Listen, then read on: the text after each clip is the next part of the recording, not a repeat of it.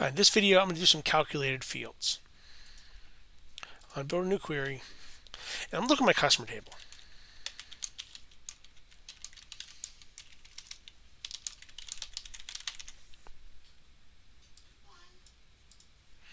So I have a starting weight and a goal weight. I want to see two things. A, I want to see what 10% off of the starting weight would be, and I want to see how much weight they wish to lose. So let's start by seeing how much weight they wish to lose.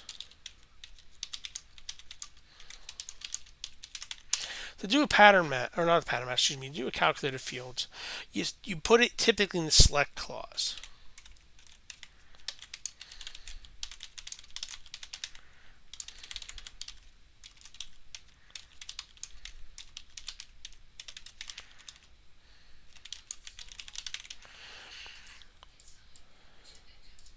So here's my information. So I'm going to take 390 minus 188.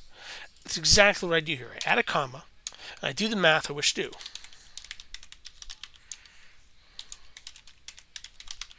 And I run it. And it works. If you do the math, this person wants to lose 202 pounds. 108, 23. But no column name is a bad column name. We're going to name that column with an as.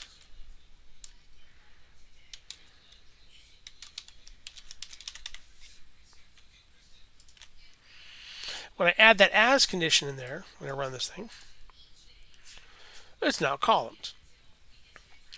You notice none of my fields have spaces. That's to make your life simpler. If you must have spaces, you have to surround them with boxes.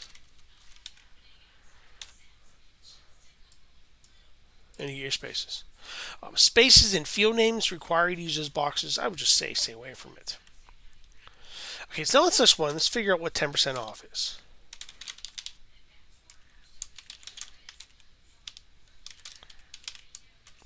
So 10%, first 10% weight loss is always a big deal. I don't know if you've had weight issues.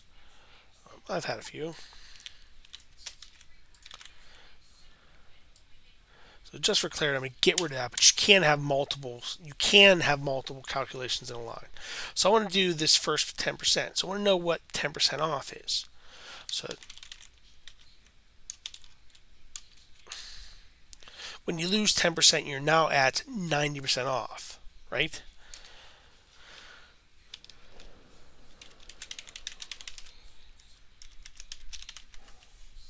So as this thing, execute. And it's angry because I used the word there, or a number there. So I put 10 instead of the number 10, and it's happy. So this thing gives me one decimal place. Typically in SQL, you don't care about the number of decimal places. If you're going to worry about decimal places, you're going to worry about that in your app that does the work for you, like in your Android app. Now, calculated fields can be things other than math. I want to build a full name, which is first name, last name. So we see have Addie, Douse, Ron, Golly, Noreen, Pottery. That's what I want as output. What I'll do is I'll do this.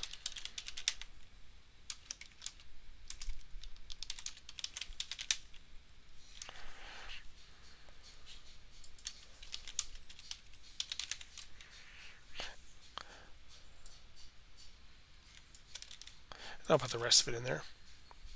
So I add my first name and last name field, call it full name, and then I'll list the weight, etc. And again, I'm leaving this calculation and approved. You can have two calculations in a line. Addie Doused is concatenated, but we need a space there. So just like you would do in a programming language,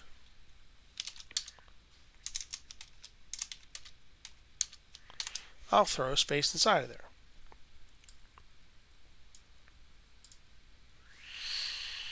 Now, this works because of the way I set my database up. I picked a data type called varchar, which is a variable with fields. If you come across some older databases that use char there, you're going to have big spaces after Addie. To solve that, use the rtrim function. Right trim. Rtrim gets rid of spaces at the end of a field. And you'll need that, like I said, if your fields are char or nchar. Both of these char or nchar fields, if you give them 20 spaces, they'll take 20 spaces. Even with my first name of Lee, you'll have 17 spaces after it. Rtrim will get rid of it. You don't need rtrim if your fields are varchar or nvarchar. Those are variable. They grow and shrink. All right. That's calculated fields. And they can get more complicated, but they all set up the same way. Do the math, give it a name, display it. All right, I'm done. Good luck.